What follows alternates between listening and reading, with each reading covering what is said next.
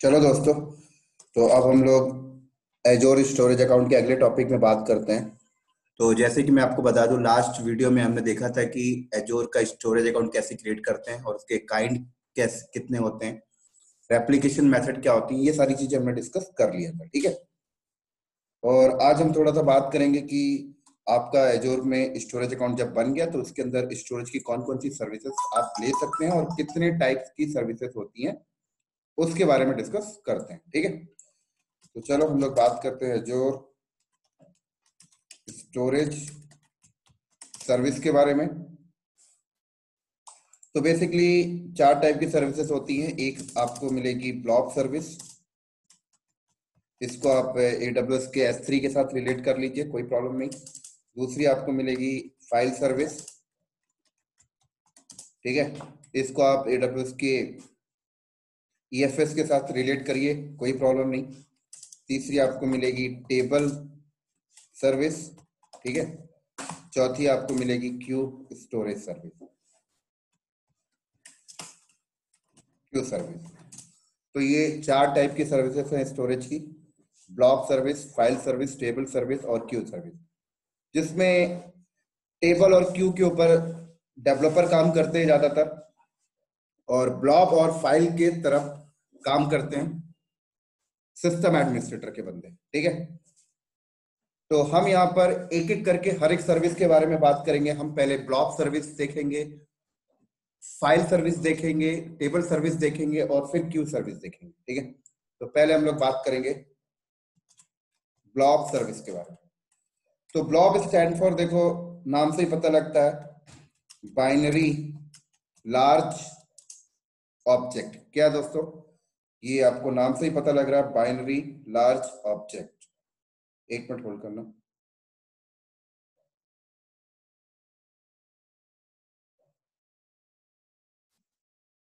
तो नाम से ही पता लगा बाइनरी लार्ज ऑब्जेक्ट। ठीक है। तो इसको हम यूज करते हैं लार्ज बाइनरी फाइल्स को स्टोर करने के लिए, जैसे आर्काइव हो गए, लॉग्स हो गए, कोई बैकअप रखना है उसके लिए। थोड़ा सा डिटेल में इसको समझते हैं कि ब्लॉक्स का और यूज केस कहाँ बैठता है। तो जैसे कि मैं आपको बता दूं, फॉर एग्जांपल मान लीजिए आपके पास ये एक VM है। ठीक है। ये आपके पास एक VM है और इस VM के ऊपर हम एक एप्लीकेशन सर्वर कॉन्फ़िगर करके रखे हैं। ये इसके ऊपर एक एप्लीकेशन सर्वर चल रहा है। ठीक है।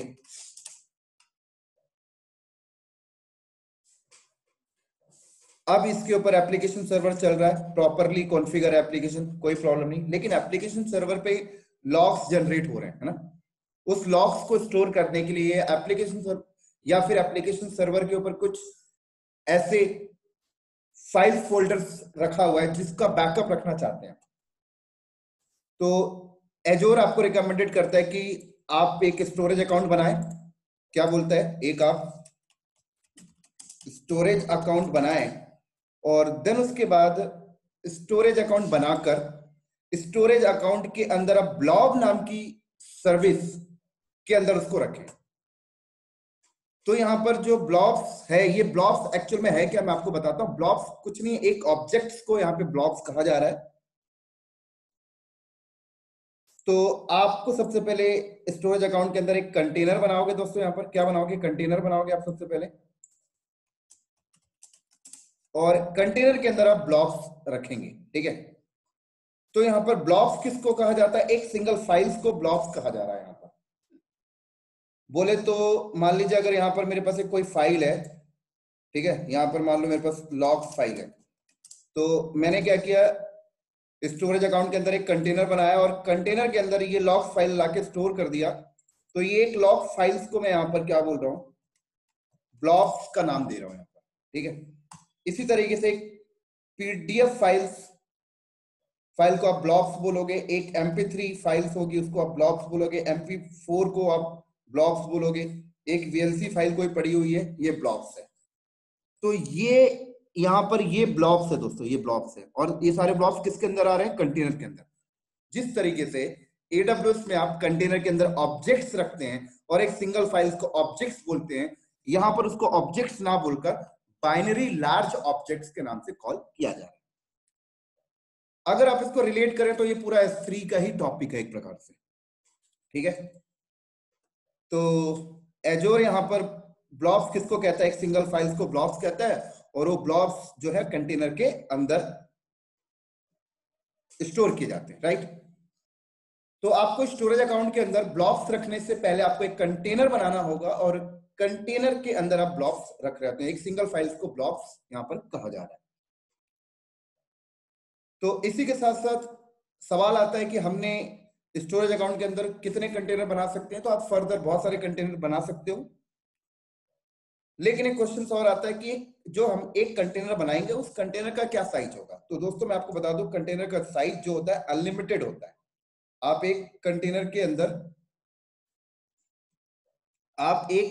अंदर n नंबर ऑफ ब्लॉक्स रख सकते हैं, बोले तो n नंबर ऑफ फाइल्स रख सकते हैं, या फिर आप बोलिए n number of binary large objects रख सकते हैं, बोले तो n नंबर ऑफ डेटा आप एक कंटेनर के अंदर रख सकते हैं, ठीक है। यहाँ पर ऑब्जेक्ट्स को ही ब्लॉक्स कहा जा रहा है, बार बार रिपीट कर रहा हूं। यहाँ पे एक सिंगल फाइल्स को ही ब्लॉक्स कहा जा रहा है, बार बार रिपीट कर रहा हूं जिससे आपको अंडरस्टैंड होता रहे। तो मतलब कंटेनर का जो साइज है वो अनलिमिटेड है, जितना चाहो उतना डेटा रख लो, जितने चाहो उतने ब्लॉक्स रख लो, जितने चाहो उतने ऑब्जेक्ट्स रख लो। लेकिन एक सवाल आता है कि एक कंडीशन यहां पर सेट है कि जितने चाहे उतने फाइल्स रख लो, जितने चाहे उतने ब्लॉक्स रख लो, ऑब्जेक्ट्स रख लो, लेकिन एक ब्लॉक, एक ऑब्जेक्ट, एक फाइल का जो साइज है अप टू 5 TB से ऊपर नहीं होना चाहिए। ये कंडीशन है, राइट। तो 5 TB तो उससे भी देखा जाए तो बहुत होता है। तो इसी तरीके से मान लीजिए अगर मेरा एप्लीकेशन सर्वर है, एप्लीकेशन सर्वर के पर हर मिनट एक लॉग फाइल जनरेट हो रही है, तो लॉग फाइल्स मैं यहाँ पे लाके स्टोर कर रहा हूँ। दैट इज एक फाइल्स को ब्लॉक्स कहते हैं, ठीक है। तो एजोर आपको रिकमेंडेड करता है कि ऐसे लॉग फाइल्स को स्टोर करने के लिए आप ब्लॉक सर्विस का इस्तेमाल करिए, ठीक है। ये एक आपके सामने मैंने यूज केस रखा, ऐसे एक और यूज केसेस मैं आपको दिखाता हूं, बहुत इंपॉर्टेंट।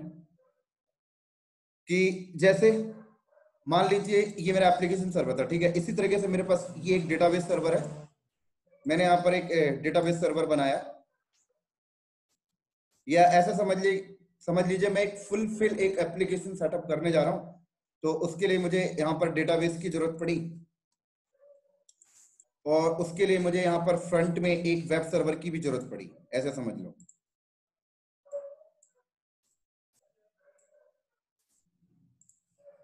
एक मुझे वेब सर्वर की भी जरूरत पड़ी और एक डेटाबेस की जरूरत पड़ी, ठीक है। और ये वेब सर्वर जो है मान लीजिए मैंने इंटरनेट से कनेक्ट कर दिया, और फॉर एग्जांपल मान लीजिए ये मेरा अपना सोशल मीडिया का एक वेबसाइट है, मैंने इसको रेडी किया और इस तरह से रेडी किया www.sanjaydaiya.com, ठीक है। और मैंने लोगों को बोला कि आप लोग इस वेबसाइट से कनेक्ट होइए, और कनेक्ट होने के बाद ये मेरा सोशल मीडिया का वेबसाइट है, मान लीजिए शॉपिंग करने का। तो लोग क्या करते हैं, इस वेबसाइट से कनेक्ट होते हैं और अपना शॉपिंग वगैरह करते हैं। तो just kind of Amazon, Flipkart ऐसा समझ लीजिए। तो सारे कस्टमर क्या होते हैं, इंटरनेट के थ्रू आते हैं, और इंटरनेट के थ्रू आके इस मेरे वेब सर्वर से कनेक्ट होते हैं, और वेब सर्वर से कनेक्ट होकर वो लोग क्या करते हैं, किसी ने मोबाइल ऑर्डर किया, किसी ने कुछ ऑर्डर किया, किसी ने कुछ ऑर्डर किया, ठीक है। तो उनकी रिक्वेस्ट एक्सेप्ट करने के लिए मेरा वेब सर्वर ओके है, लेकिन जब भी वो कुछ ऑर्डर वगैरह करते हैं तो ऑर्डर वगैरह का जो परफॉर्म है वो डेटाबेस पे हो रहा है, राइट का ऑपरेशन। तो डेटाबेस पे वो स्टोर हो जाता है कि भाई फलाने बंदे ने ये ऑर्डर किया, डेटाबेस में मैंने टेबल के फॉर्मेट में उसको स्टोर कर लिया, रो एंड कॉलम पे, क्लियर। लेकिन एक सवाल आता है कि कई बार मेरे ऐसे कस्टमर भी आते हैं जो अपने कुछ डॉक्यूमेंटेशन को भी अपलोड कर रहे होते हैं, राइट, फॉर द वेरिफिकेशन वो लोग क्या करते हैं, अपने कुछ डॉक्यूमेंटेशन भी अपलोड कर रहे होते हैं। या कई बार ऐसी सोशल मीडिया वेबसाइट होती है जिसमें लोग अपने फोटो अपलोड कर रहे होते हैं, वीडियोस अपलोड कर रहे होते हैं, राइट। तो इस टाइप के डेटा, बोले तो फोटो वीडियोस, ये काइंड ऑफ एक ऑब्जेक्ट्स है, इसको एजोर ब्लॉब्स कह रहा है। इसको स्टोर करने के लिए अगर मैं अपना डेटाबेस पे लोकल हार्ड डिस्क का इस्तेमाल करूं, बोले तो एसएसडी वॉल्यूम का, तो मुझे बहुत बड़ा हार्ड डिस्क का बहुत बड़ा स्पेस लगाना पड़ेगा। तो यहां पर मैं ऐसा कर सकता हूं कि मैं एजोर पे एक स्टोरेज अकाउंट बनाऊं और उसके अंदर एक कंटेनर बनाऊं। और जब भी आप एक कंटेनर बनाते हो तो कंटेनर का भी अपना एक यूआरएल होता है दोस्तों, इस टाइप का यूआरएल होता है। फॉर एग्जांपल ऐसे यूआरएल आएगा, मान लीजिए आपने स्टोरेज अकाउंट का नाम क्लाउड नॉलेज रखा है, तो क्लाउड नॉलेज डॉट ऐसे होगा ब्लॉब, राइट, और ब्ला ब्ला, मान लीजिए ब्लॉब, मान लीजिए कंटेनर का नाम मैंने यहाँ पे रखा cloud container, just kind of ऐसे यूआरएल बनता है। तो मैं क्या करूंगा, ये डेटाबेस की कॉन्फ़िगरेशन फाइल्स पे जाके मैं इस लिंक, ये कंटेनर का लिंक है, और इस लिंक को मैं हार्ड कोड कर दूंगा यहाँ पर, और डेटाबेस में ऐसी सेटिंग डिफाइन कर दूंगा कि अगर कुछ राइट के ऑपरेशन हो तो डेटाबेस के कुछ राइट के ऑपरेशन हो रहा है, जैसे कोई कुछ परचेस वगैरह कर रहा है, तो वो इन्फॉर्मेशन डेटाबेस के टेबल पे जाके स्टोर हो। लेकिन अगर कोई कस्टमर फोटो वीडियो जैसी चीजें अपलोड करे तो वो चीजें फिल्टर होके इस लिंक पे आके कंटेनर के अंदर एज अ ब्लॉब्स के फॉर्मेट में स्टोर हो जाए, एज अ ब्लॉब स्टोर हो जाए, एज अ ब्लॉब ही है, यहाँ पे आके स्टोर हो जाए। तो उससे मुझे क्या फायदा होगा कि जो भी फोटोज वीडियोस हैं उसके लिए मैंने एक लोकल हार्ड डिस्क इस्तेमाल नहीं कर रहा हूँ, मैं एजोर का स्टोरेज अकाउंट के अंदर ब्लॉब्स नामी सर्विस के अंदर स्टोर कर रहा हूँ, और ब्लॉब्स का कॉस्ट थोड़ा सा कम होता है। तो इस तरीके से एक और सिनेरियो मैंने आपके सामने यहाँ रख दिया। इसी तरीके से अगर कोई भी कस्टमर मेरे वेबसाइट से कनेक्ट होता है और अगर वो कभी वीडियो फोटोज को डाउनलोड करेगा, वो भी डाउनलोडिंग का पाथ यहीं से उठ के जाएगा। तो ये एक मैंने आपके सामने यूज केस रखा। तो इस तरीके से बहुत ही ज्यादा इस्तेमाल किया जाता है दोस्तों ब्लॉब सर्विस को इंडस्ट्रीज के अंदर, राइट। तो डेवलपर्स के लिए भी बहुत इंपॉर्टेंट है और सिस्टम एडमिनिस्ट्रेटर के लिए।